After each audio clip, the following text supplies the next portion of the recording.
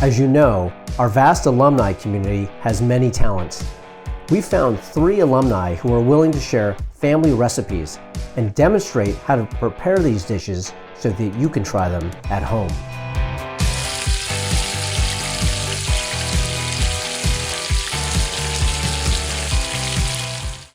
Our first alum lives in Noe Valley in San Francisco, where she runs a restaurant with her sister, who is also an alum. Although not a trained chef, her parents ran a Greek restaurant for over 20 years. Today, Catherine Genaris and her sister, Kristen McCaffrey, carry on the family tradition. Today I'm cooking avgolemino soup. Avgo is egg in Greek and lemono is lemon. So it's an egg lemon soup with rice and chicken. I grew up eating this soup. They had it at Panos, my parents' restaurant. It was like the only thing that I was willing to eat. I was a very picky eater as a child. And then when I went off to college, it was one of the few recipes my mother gave me to cook for myself when I was there. I am a co-owner of Novi Restaurant, a Greek-American restaurant, full service, family owned and operated. I live in Noe Valley, right next to actually a church, St. Paul's Church. My mom has always been an amazing cook, and even after a long day's work, she would come home and cook us a home-cooked meal. And she's really an inspiration for me to expand my horizons when it comes to cooking. All right, so now I'm gonna take my cut up chicken breast, boneless, skinless chicken breast, 2 of them, and I'm gonna combine them with the boiling pot of chicken stock and rice that's cooking together. Let that start cooking while I then do some lemons. Now I'm gonna take my 3 whole eggs, whisk them up pretty good, just like scrambled eggs. Take the lemon juice, add it to the eggs while stirring. Now we are ready to combine the hot chicken broth with the eggs and the lemon. So I will take the chicken broth, slowly ladle that in while mixing. So the whole point is that you don't want to cook the eggs with the hot broth. All right, so I'm going to turn the heat down to low. I'm going to slowly add the egg mixture into the rest of the rice with the chicken. Keep mixing as you add the eggs. All right. I'll turn the heat back up a little bit, not much, because it's basically done now. We'll add a little salt, a little pepper. We can always add more lemon. If I want to make it a little less thick, I can add more chicken stock. But this is basically complete. We'll just let it sit together to kind of come together a little bit better. But there you have it. It's called avgolemino soup, which is avgolemino soup. Our next alum works in San Francisco's North Beach. His family business has been in the city for 92 years, and despite being closed for over a year during the pandemic, they are determined to make it more successful than ever before. My wife came up with this chili recipe, a healthy one. It happens to be my son's favorite dish. I run Bimbo's, my family's business, for the last 92 years. And I run it with my father, Graziano, and my brother, Michael. My grandmother lived next door to me growing up, and I was over there often helping her cook, learning from her, and enjoying the food that she made and I made. So I've chopped up my onions, my bell pepper, and my garlic, and I'm gonna cook them up in some olive oil for a few moments before I add more ingredients. The Trinity has been cooking for about 10 minutes, and it's ready for me to add the meat. So you mix it all together, let the meat cook. It's plant-based, so it's already basically ready to go. So now I'm going to add 3 spices.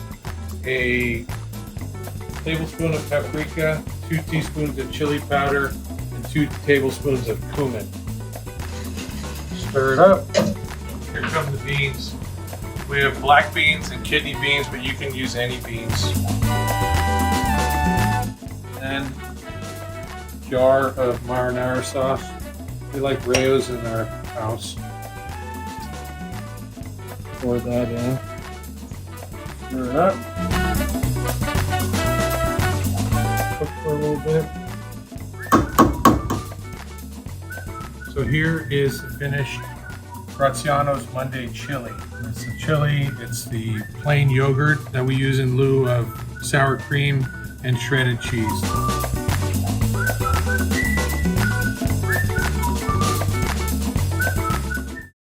Our final alum lives across the Golden Gate Bridge in the beautiful town of Belvedere.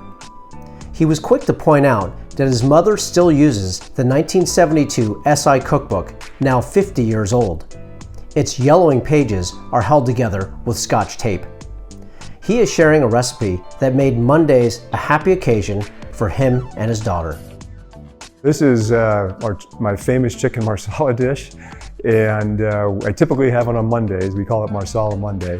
And the short version of Marsala Monday is my daughter and I, for the last 8 years, every Monday we'd make chicken marsala, and we made it together. And then she went to college this year, and her friends still like to come back and have it here. It was a great way to get to know and spend time with my daughter's friends.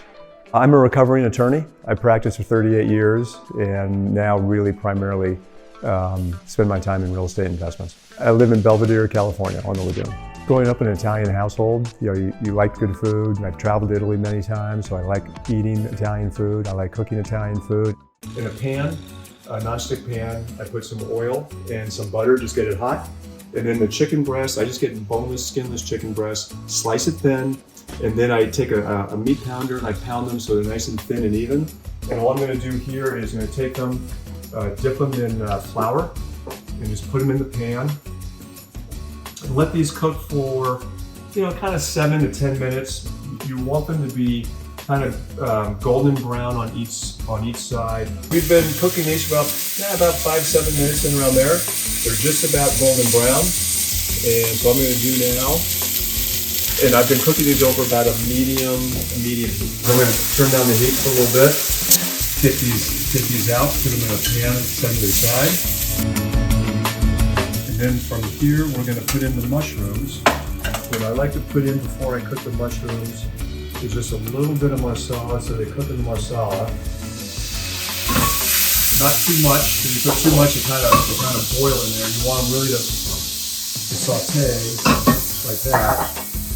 And we'll cook these for maybe 5 or 10 minutes too. It's kind of a golden brown. And then I'm going to do is take them out, pour them in a dish on the side. And this is where we combine the chicken, the mushrooms, and then the marsala sauce. And then over here I've got a cup of marsala wine, and in the bottom of the marsala wine here I put a little bit of cornstarch just to thicken it up. Pour it in over the chicken and the mushrooms, and just let it saute for a while. While the chicken marsala is sauteing, it's the time to cook the pasta. The pasta's been cooked and drained, and we're going to do 2 things really quick. One, towards the end, right before I serve this, I like to squeeze some fresh lemon in it. And now I'm going to put some pesto in here. You can never have too much Parmesan cheese. So this is my Marsala Monday. Thank you for joining me. Hope you enjoy it if you make it yourself. The Latin root for recipe is to receive.